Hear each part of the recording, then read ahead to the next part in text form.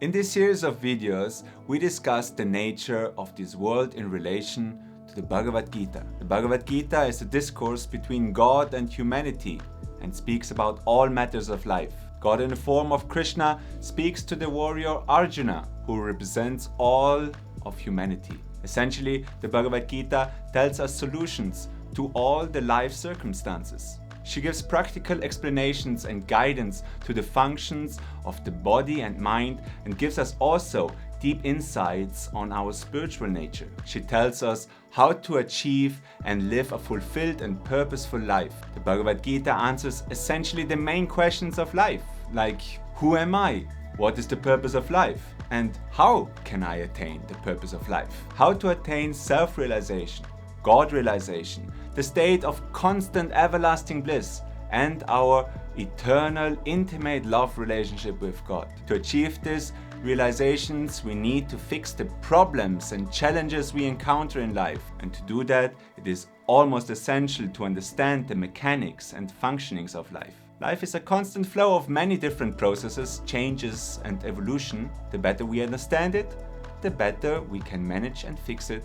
It is like when you want to fix a broken car. You need to understand how it works to fix it and to make it run smoother. The same if you build, for example, a house. It is always helpful to have a plan and some instructions. Like a gardener knows in which environment the plants need to be to grow properly, or like a doctor understands the functioning of the body so that he can cure us. In the same way, all humans should have a basic understanding of life, an understanding of the material reality and its modes, the gunas, and of course also to have a basic understanding of our spiritual nature.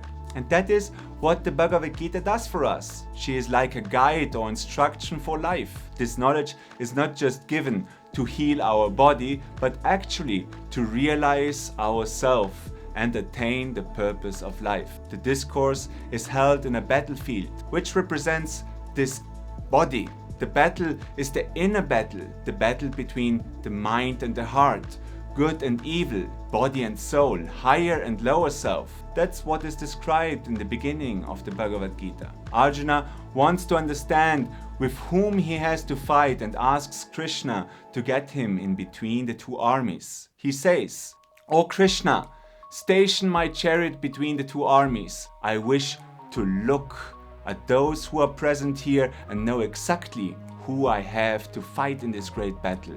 So Arjuna, which represents us humans, inspects the battlefield of life in which he finds himself. After assessing the battle, he is overcome with weakness and attachment. He doesn't want to fight anymore. Even though the knowledge of the Bhagavad Gita was given more than 5,000 years ago, she is timeless.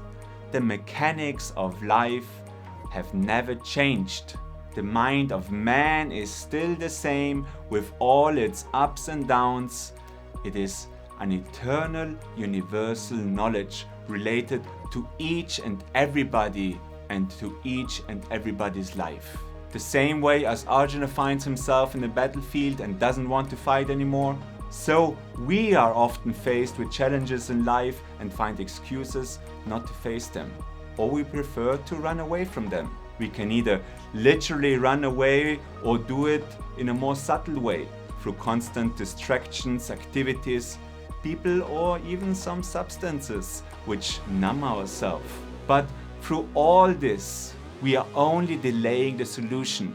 We have to face what we have to face. Sooner or later, we can't run from ourselves. We all feel unease in certain life circumstances, which makes us lament about life and our miserable condition. Solutions can be found by having a basic understanding of the difference of the material and the spiritual reality or nature. The teaching of the Bhagavad Gita starts by giving us the basic understanding of these two realities. In short, it explains that we are not this physical body, but that we are the eternal spiritual self.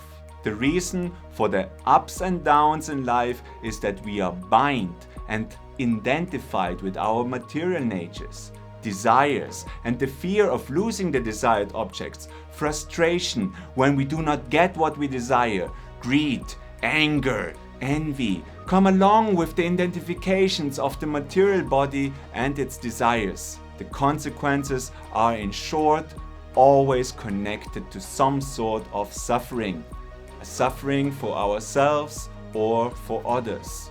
To live in peace, harmony, fulfillment and love, free from suffering, that is only possible when we identify with the spiritual self, which is in itself consciousness, existence and bliss, free from any ups and downs. But to identify with the spiritual self and to be free from suffering, we need to understand the material nature in detail so that we can transcend it.